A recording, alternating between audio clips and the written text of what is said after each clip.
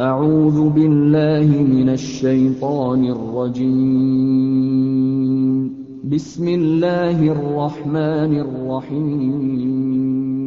Saya punya seorang kenalan di salah satu kabupaten di Riau ini, Riau Daratan, di Kabupaten Kampar, seorang pebisnis handal.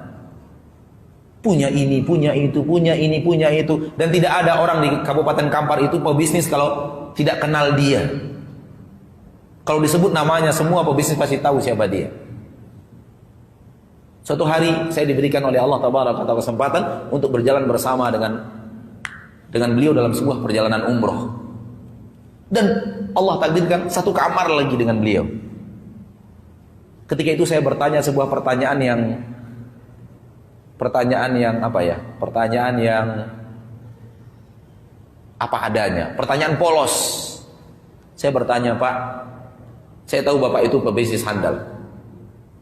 Saya mau tanya sekarang, Pak. Maafkan pertanyaan saya. Saya mau bertanya, apa rahasia kunci kesuksesan bisnis Bapak?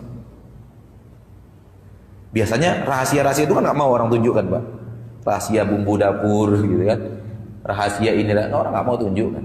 Itu yang saya tanya. Makanya saya katakan pertanyaan konyol, polos. Apa rahasia kunci kesuksesan?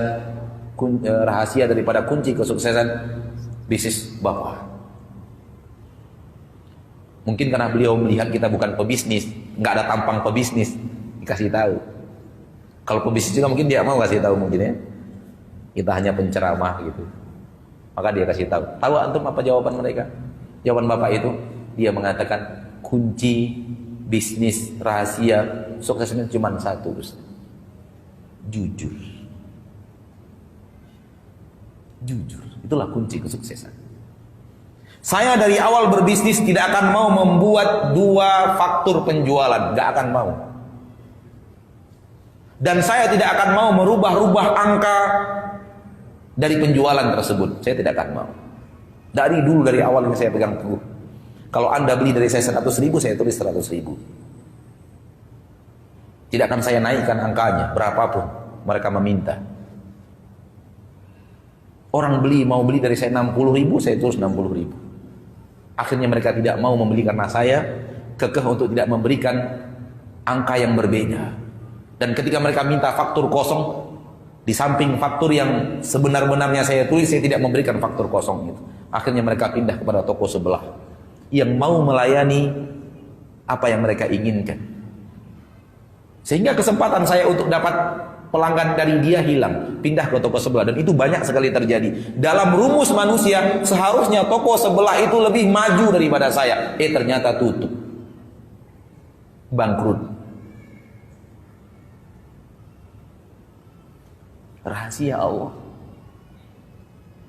Rahasia Allah. Angka matematika sering tidak bisa diperlakukan di dalam hitungan matematika, dan rumus matematika sering tidak bisa diperlakukan dalam kehidupan dunia ini.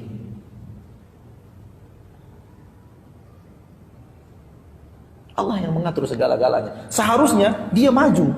Setiap saya menolak, orang pindah ke sebelah. Hampir dagangan kami hampir sama dengan dagangan dia. Tapi kenapa dia yang tutup dan bangkrut? Dan Allah membuat saya bertahan.